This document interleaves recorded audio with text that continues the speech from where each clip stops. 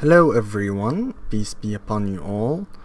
Welcome to the first video in a new series where we read this book, A Concise Introduction to Linguistics by Routledge. Published by Routledge, it is by Bruce M. Bowie and Diane P. Levine. And this is the 6th edition.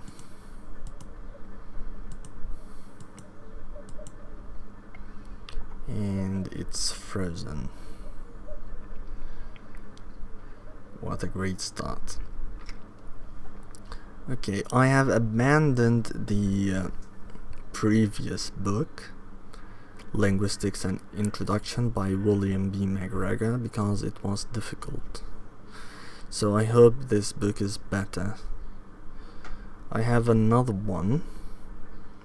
I have multiple ones in mind, so if this fails, we will just read another one, no problem. But I hope this works. Okay, Chapter 1, Introduction. The Nature of Communication. The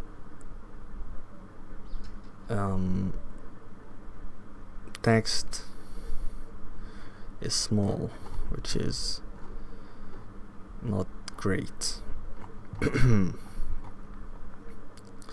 Linguistics is the scientific study of any aspect of language. Since language is a human universal, all academic fields that study humans have an interest in language. In general, a linguist might study the rules by which linguistic elements are formed, that is, grammar, how linguistic elements carry meaning, and how language context influences and shapes meaning. Many animals are social animals, that is, the living groups. Language expands the human capability for social interaction beyond that of other social animals.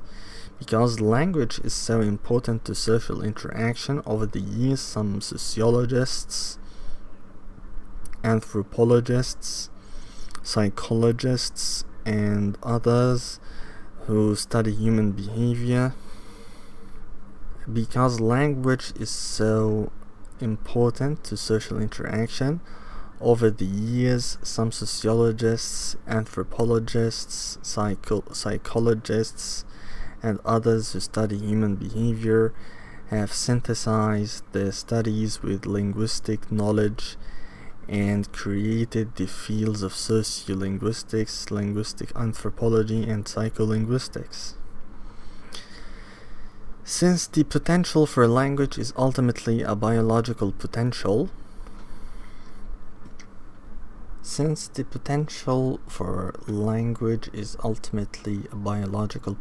linguistics has become important in biology.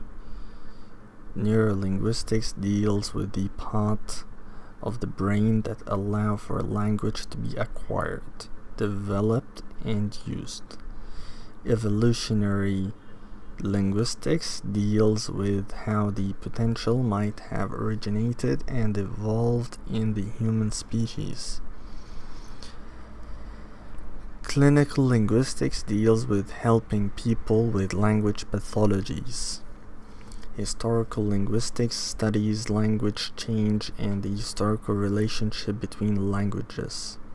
There are also many areas of applied linguistics. Applied linguistics use the knowledge gained from linguistics to help people learn languages and to aid people in language-related issues of everyday life. They can have careers as foreign language or second language teachers, interpreters, translators, dialect coaches, and other similar areas. In addition to these different areas of linguistic study, and the earlier listing is not complete, there are also many different theoretical approaches to linguistic topics. For instance, there are many ways to analyze grammar. This book is a brief introduction to linguistics, and we will only skim the surface of the complex and varied field of linguistics. You can read additional general information about linguistics on the Linguistics Society of America's website at www.linguisticsociety.org. The nature of communication. A male firefly moves through the evening air, flashing a distinctive signal. A female sailing over the meadow responds with a brief flash. The male alights and mating occurs. A foraging robin spots an owl. Immediately the robin produces a sharp call that sounds like chink. Other birds in the area are alerted by this vocalization. The predator has lost the element of surprise. A young lost monkey continually produces squeaks, screams, and raw-sounding calls. The racket attracts the attention of the infant's mother. They are reunited. Broadly smiling, a college student returns home. I got an A on my linguistics midterm. Can you believe it? The parent responds, it's hard to believe, but we have never known you to lie. Communication is behavior that affects the behavior of others by the transmission of information. When an organism communicates, it sends messages about itself or its environment. 1 second, I have a question. Are they going to cover theoretical linguistics? No. Introduction, phonetics, phonology, morphology, syntax, semantics, pragmatics, sociolinguistics, anthropology, language acquisition, sign language, writing systems, nonverbal communication, historical linguistics. Okay. Or perhaps they touch on it in the chapter.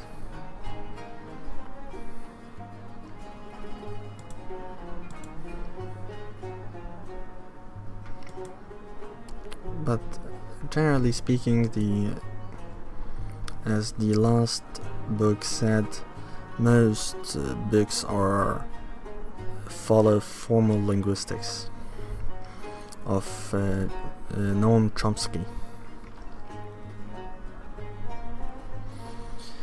Anyway, communication is the behavior that affects the behavior of others by the transmission of information. This is a bad definition. It doesn't necessarily affect the behavior of others. I could communicate something to you and you don't react. I don't know. Anyway, when an organism communicates, it sends messages about itself or its environment, or about something else. It's not necessary. It's not only these two things. The result of communication is change. The monkey changed a potentially dangerous situation into a secure one. The student changed the parent's opinion.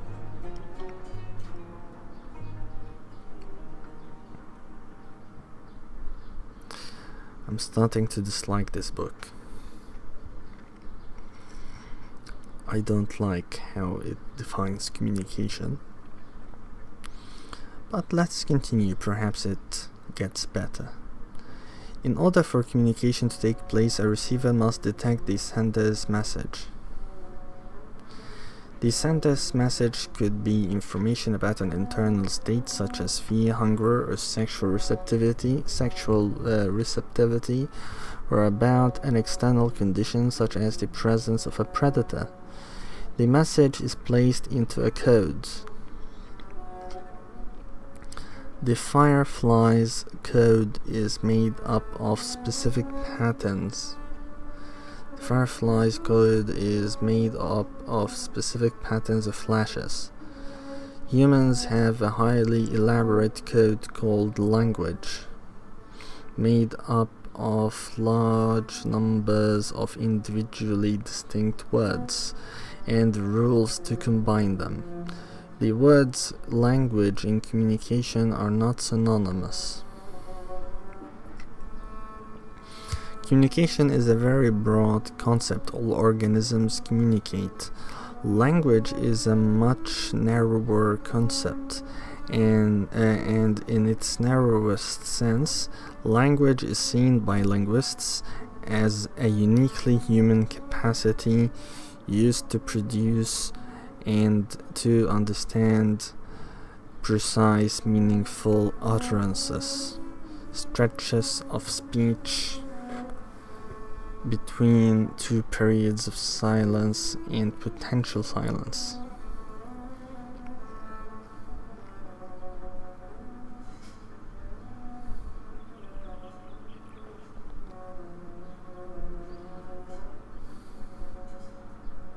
Total silence? Okay. All codes have rules. Certain types of flashes in a specific sequence make up the firefly's code. When it has a message to convey, the firefly encodes that message according to the rules. How does the firefly know these rules? Well, it doesn't. It is pre-programmed by its species-specific genetics to encode certain messages at certain times. These messages might be encoded as the result of internal physiological processes such as the production of specific hormones, or when specific external stimuli activate a response to encode the message. Although there might be universal aspects of all languages that are innate, specific languages are learned. The potential to acquire a language is also innate. Humans have the genetic potential to learn to encode their messages by acquiring the rules or grammar of the language. Some non-humans might have a limited potential to grasp very basic principles of grammar, but complex principles of language are well beyond their abilities. Box 1.1. The faculty of language in the broad sense and the faculty of language in the narrow sense. Two biologists, Mark Hauser and W. Tecumseh Fitch, and linguist Noam Chomsky point out that current evidence indicates that non-human animals, including apes and birds, such as Alex the parrot, may share some of the characteristics that are important for the facility of language in humans. They call these shared capabilities the faculty of language in the broad sense. FLB. The FLB includes the motor and neurological systems that allow us to interact with the world around us, and the physical and neurological systems that allow us to create sounds and movements that have the potential to communicate. Okay, let me read that again. The FLB includes the motor and neurological systems that allow us to interact with the world around us, and the physical and neurological systems that allow us to create sounds and movements that have the potential to communicate. Okay.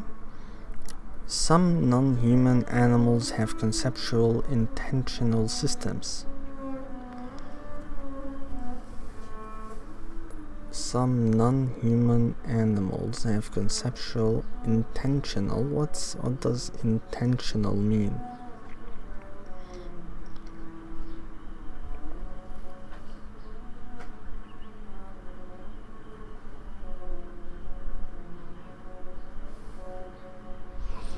Whatever.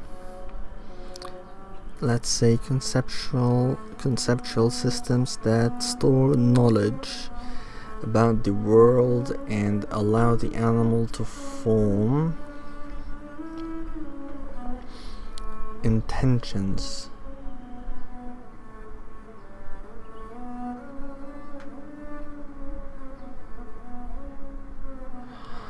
Oh, to intend in the normal sense.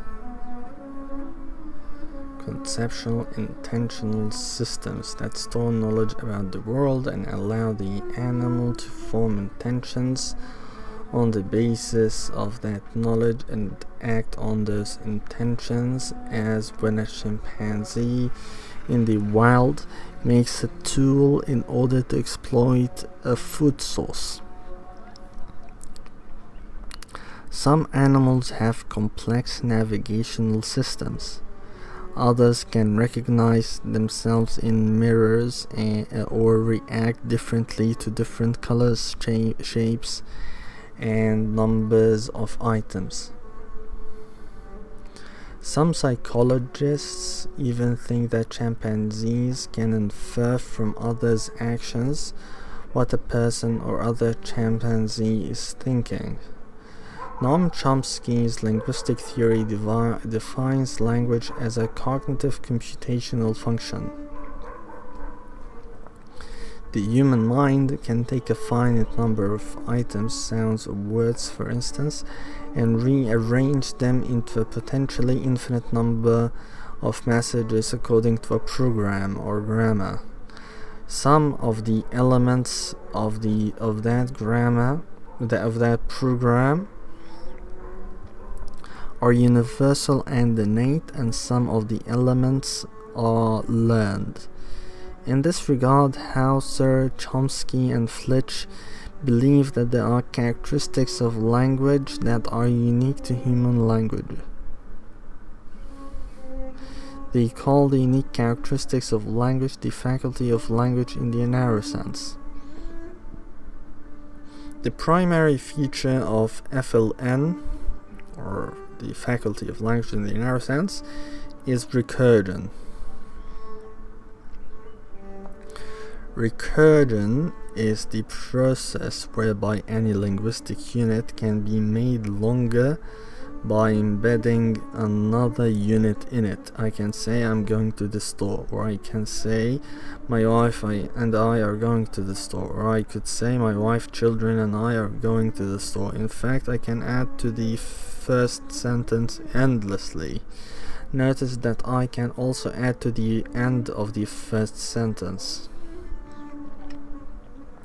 My wife, children, and I are going to the store, and then we are going to a movie. The recursiveness of language allows people to compare, analyze, and combine thoughts in a limitless way. To Hauser, Chomsky, and Fitch, the recursive property of language is the main thing that makes language unique to humans.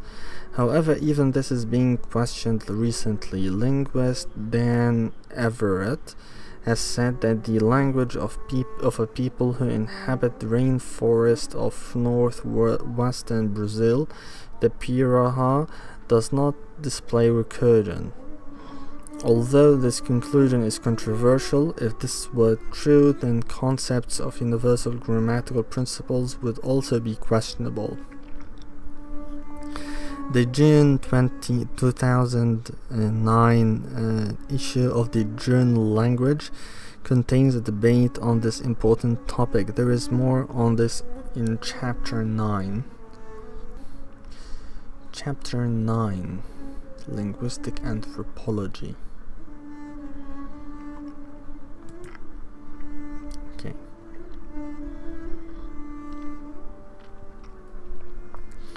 Communication occurs if the receiver then decodes the message that is sent. To decode the message means to react in a way that reflects the reason the message was encoded.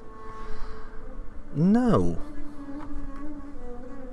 To decode the message means to understand the message, not to react. If a person speaks a language that the second person does not know, the listener will not decode the first person's message. The listener will not know what the words mean, and of course will not know the grammar implicit in the message. There are several levels of grammar that must be acquired. Acquiring a language involves acquiring the phonological system of that language, what sounds are used and how they relate to each other. It also involves learning the vocabulary or lexicon of a language and the ways in which lexical items such as words are constructed. These are the morphological rules of a language. Acquiring a language also involves learning how sentences are constructed and how sentences relate to each other. This is knowledge of the syntax of a language. A person must also recognize how words and sentences relate to the objects to which they refer and the situations that they describe.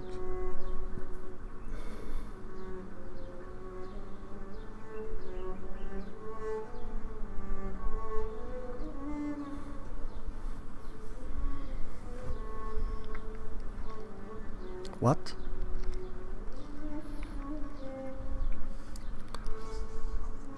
A person must also recognize how words and sentences relate to the objects to which they refer and the situations that they describe. Isn't that metaphysics and philosophy of language, not linguistics? Whatever. Semantics is the study of the rules of meaning, the systems by which we derive meaning from a message. Although grammar is learned, it is learned so subtly that most of the rules are subconsciously known.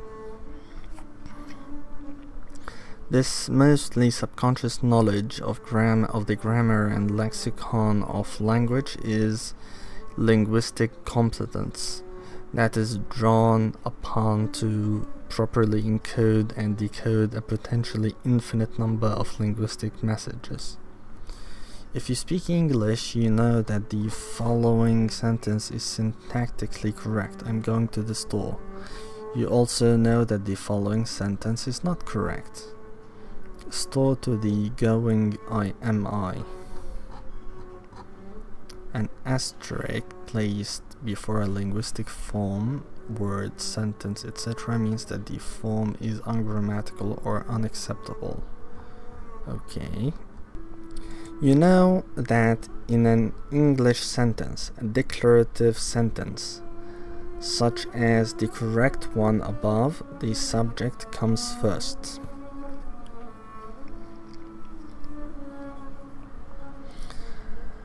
Followed by the verb, then information to complete the idea, such as a prepositional phrase. To is a proposition, so to the store is a prepositional phrase. If you are a native speaker of English, you were not taught this in a formal manner. You acquired knowledge of the syntactic rules involved in this sentence by listening to other people speak.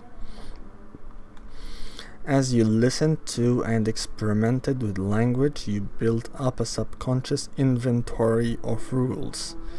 These rules let you do an amazing thing. Create a virtually unlimited number of utterances from a limited number of words. You have never before spoken most of the sentence that you will speak today. This creative aspect of language is productivity. It allows us to express and understand ideas that have never been expressed before, been expressed. The fact that we have an internalized linguistic competence does not mean that we always apply it correctly. If you are tired, sick, or distracted, you might make mistakes. You might repeat a sound that occurred earlier in a phrase. For instance, the intended utterance, "Bob gave the baby a toy," might be said as "Bob gave the baby a boy." This is not mistaken competence. The speaker will most likely know he or she said something wrong. It is a mistaken linguistic performance.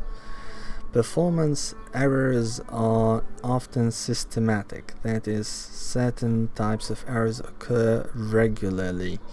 For instance, certain sounds are consistently substituted for others. Sounds are systematically transposed with other sounds, and sounds are added or omitted in predictable ways. Because speech errors are not accidental, this study has shed light on the mental organization underlying linguistic competence. Humans encode and decode linguistic messages on the basis of shared knowledge of a learned code. Two people speaking the same dialect variety of English will have little problem communicating with each other. On the other hand, two people who speak mutually unintelligible languages will not be able to communicate linguistically. However, they may be able to communicate through sharing information by some other means, such as gesturing. Communication can be sent over a number of channels. The movement of the vocal apparatus puts air into motion. The resulting sound waves are received by the ears and decoded by the brain. Communication can be sent over a number of channels. The movement of the vocal apparatus puts air into motion. The resulting sound waves are received by the ears and decoded by the brain. Most language is conveyed in this way, that is, by speech. However, there are people who cannot speak or hear. For them, the vocal auditory channel is closed. Yet this does not mean that they cannot communicate linguistically. Language resides in the mind, that is, in the brain. It does not depend on hearing or speech. People who do not speak use silent languages based on movements of the hands and body. These are full languages capable of communicating any message an oral language can convey. Humans can also communicate linguistically through another channel, writing. Speech, sign language, and writing are delivery systems of language. Language is the lexicon and grammar that exists in your head. Speech, sign language, and writing are the ways that linguistic or verbal knowledge gets out of your head and into the heads of others. That is, these are systems to deliver linguistic information. Speech, sign language, and writing are discussed later in this book. Humans also communicate in non-verbal ways. Non-verbal means non-linguistic, that is, not through speech, sign language, or writing. Humans, as well as other animals, communicate with gestures by changing the spatial arrangement between individuals in a group, by their physical appearance, facial expressions, touching behavior, and other means. Communication cannot be completely explained in a linear fashion. That is, in terms of a simple transmission of a message, information, from a sender to a receiver over a channel of communication. Instead, it might be characterized as an elaborate dance. This dance includes a synchrony, simultaneousness. Sorry, I lost focus. Let's repeat again this part. Communication cannot be completely explained in a linear fashion. That is, in terms of a simple transmission of a message from a sender to a receiver over a channel of communication. Instead, it might be characterized as an elaborate dance. This dance includes a synchrony, simultaneousness of linguistic messages with non-verbal messages. So both at the same time.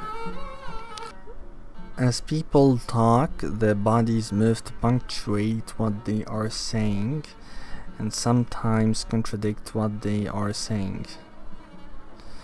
The words are reinforced with the emotions conveyed through facial expressions and even pupil dilations and contractions. They touch each other to express concern,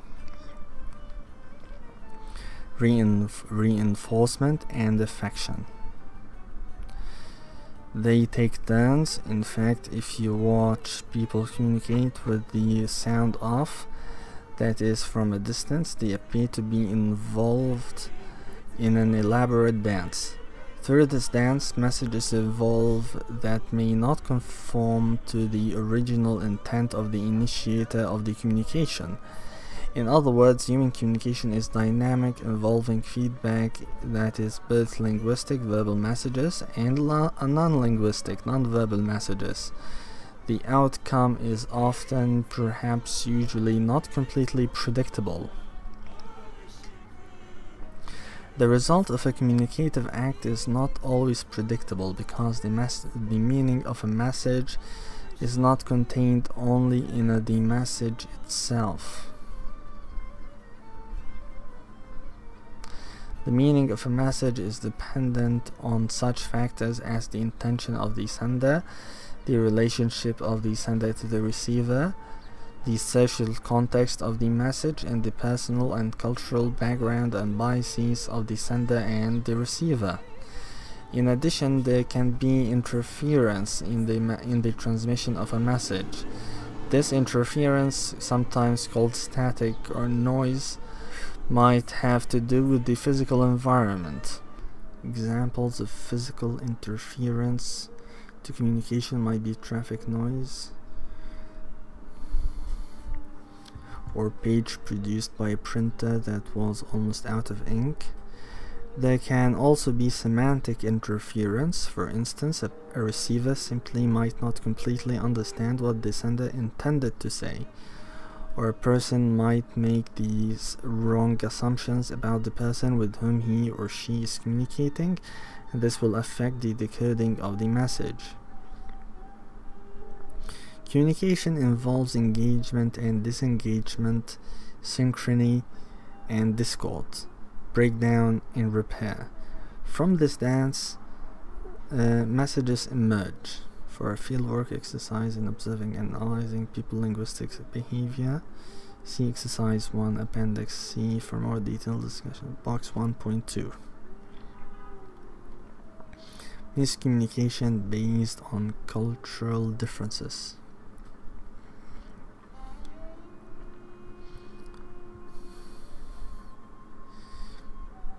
people from the same culture might misinterpret the meaning of one another's messages, partially because of individual differences based on personality traits and differences in socialization. For instance, one person might with positive intention ask another person questions that are thought to be overly personal and invasive. However, it is even more likely that people from different cultures will misinterpret one another's messages. Travelers, including business people who enter foreign countries, often experience what anthropologists call culture shock. Culture shock is the disorientation and anxiety that occur when social expectations are not met. Culture shock sometimes leads to depression, homesickness, and negative attitudes about a foreign culture. Within a culture, people's behaviors are relatively predictable. If one American meets another American for a business meeting, a firm handshake might communicate confidence, sincerity, and a willingness to conduct business. However, among some Middle Eastern, Asian, and American Indian cultures, a firm handshake might be interpreted in a negative way, indicating aggression and a lack of respect. The misinterpretation of intent will most probably affect whatever interaction follows.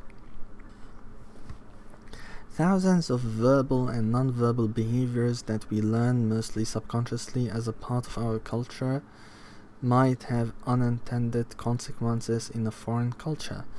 What topics we choose to talk about, how long we talk about those topics, how fast or slow we talk, to whom we address our conversation based on the age and gender of the people in a room, for instance, when and why we laugh, whether we look directly at the person we are talking to, and where and when we touch another person will all affect how others judge us and react to us. Culture shock might occur when the norms that we take to be the correct and positive ways to act receive negative feedback from others. It can also occur when we don't understand the norms and social cues of other people. Often this will lead a person to negatively evaluate another culture as being wrong or primitive or even evil. This is called ethnocentrism. Ethnocentrism is judging other cultures by the standards of your own culture. It is also the belief that your culture is superior to other cultures. Often, as people have more experience with a foreign culture and gain more understanding of that culture, the ethnocentrism decreases. As cross-cultural understanding increases, the opportunity for static or interference in communication decreases.